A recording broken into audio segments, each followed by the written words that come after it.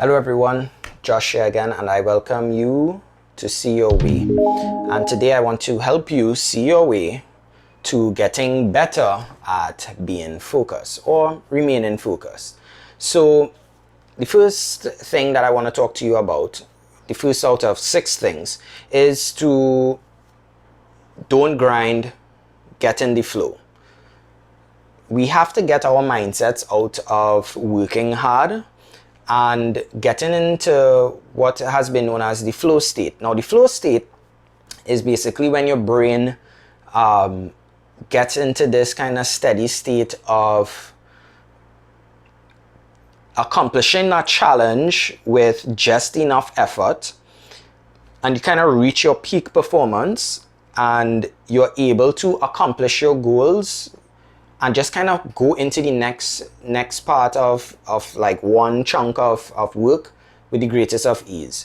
You ever been like at an arcade playing video games, or you're able to talk to someone and you just have like a just real perfect streak of high quality performance? That is what flow state is. It's like when you're practicing a skill, like you're playing a guitar and you're practicing a rhythm, or you jump in a rope and you get like 200 skips uninterrupted. That is flow state.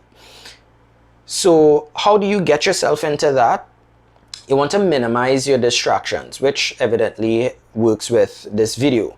You want to minimize the things that kind of interrupt your behavior or the acts of your brain from being diverted into another task or not optimally performing where you should really be in. And that is exactly where the flow state lies, in that purely focused, kind of almost tunnel vision, not distracted kind of mode of being. That's where you want to get to. So one key thing is to find your peak time. Find the ideal time of day or a quiet environment where there are little distractions in external ambient noise and people being hustling and bustling around, where you could really get down into that focus. That is like the prime thing you should do to help yourself get focused and get into that flow state, so that you could do your tasks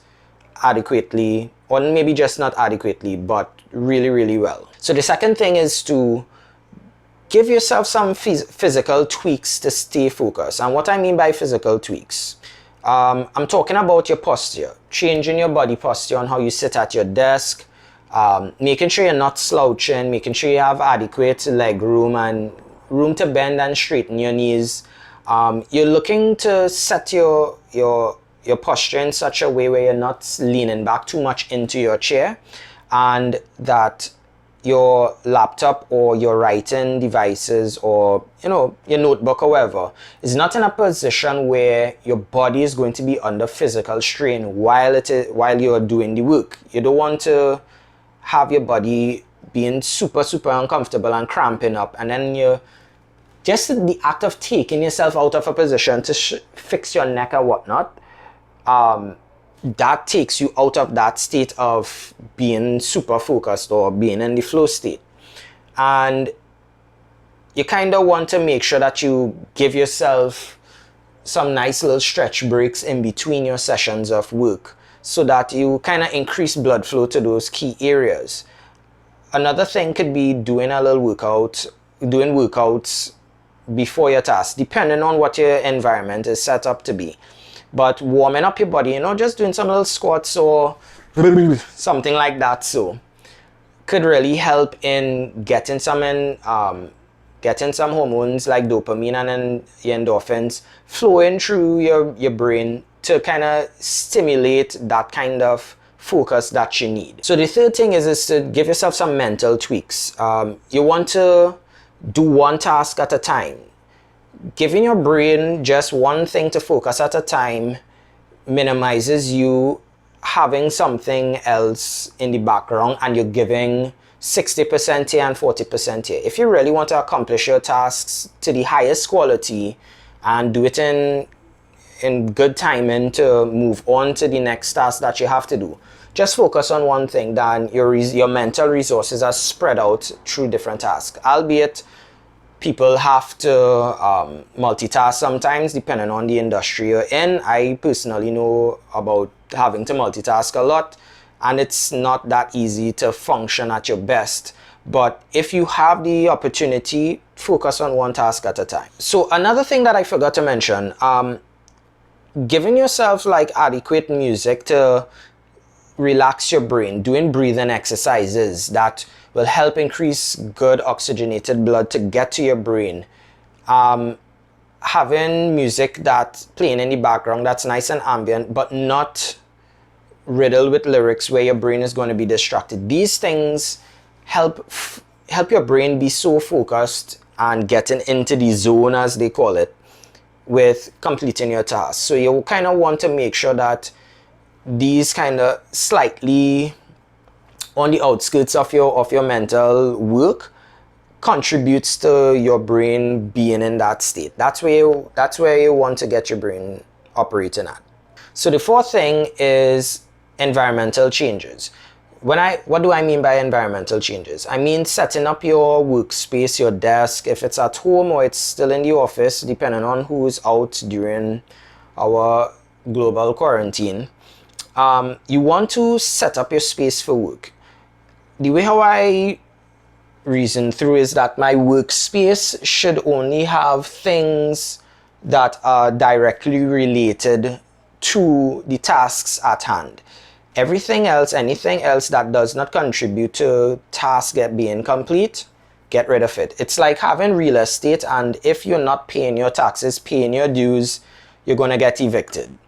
And you want to also like set it up in such a way where you don't have to reach out and go and get the items that you need. If you could pre-plan your workspace for a particular task in preparation for a day of work or for like a couple hours of work, that's what you want to do in setting up the environment that elicits that behavioral practice of being a focused individual. So the fifth thing is having some creation of a system.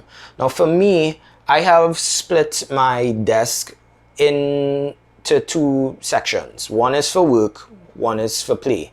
And it's not for the purpose of anything else but those two things. I'm not going to bring some other task or some other work endeavor here, because I might get comfortable sitting here and doing a bunch, like 10 different things that's related to my life, and it could end up becoming a distracting thing, because I might see like I might want to work on this thing. You know what? Let me just put this down for a little bit and dabble in that. But what you really want to do is to make sure your system is set up in such a way that, for example, I have my psych, I have all my entrepreneurship and philosophy stuff here, and I kind of like have them grid off in a particular way. And you could set up your work desk like that. If you have certain things that, all right, for this period of time of the day, this section is me. This section is what I'm going to do for the next 2 hours or whatnot. Also, another thing to create in your system for creation of work or whatever task you have is to give yourself a distraction list. Set out a particular time of your work schedule to be distracted. That way your brain could somewhat frame it as a task to do. And you can allow yourself that kind of gratification at the end of a little chunk of work. And when I say chunk, I mean this in relation to setting up like a Pomodoro timer, which simply is working for a period of time, taking a break, working for a period of time, taking a longer break, and working for the next period of time and taking a break. And then you should get your task cut off, or you take a very extended break, relax, and then you get back into the flow again. So yeah, that's what I mean by setting up a creation of a system. That's what I said? Yeah. So the sixth thing is to give yourself a reward system. For me, I think I prefer to have like my little snacks that I like at the end of like a large chunking work session. So like if I plan out my day and I know for the next 3 to 4 hours I'm doing these particular tasks, at the end of that, my treat, my prize that drives me forward towards that goal would be some granola or some chocolate or whatnot. I prefer to opt for the healthier snacks because it just generally contributes to, you know, my longevity and for me to function better if I have the rest of the day to work. I don't want to consume things that might spike my blood sugar or things that might make me sluggish or whatnot. You know, save your beer, save your whatever vice you have for quite at the end of the day when you don't have more things to do, because you don't want to interrupt the progress and the process of progress for the rest of the day with something that's super distracting or just makes you lethargic. Oh, so one other bonus tip to kind of help you: get into study groups, get into like a work session. We are using a lot of technology now with using live calls. Set up like a session online with your friends where you all are present and everyone could be doing their work wherever the work field is, and you could set up the Pomodoro timer. I've used this with some of my brethren, and what we do is we set a time of the day for the purpose of getting into that flow state and doing our work, and being present kind of holds us accountable to not looking bad in front of each other, that we're getting things done, and it really does help.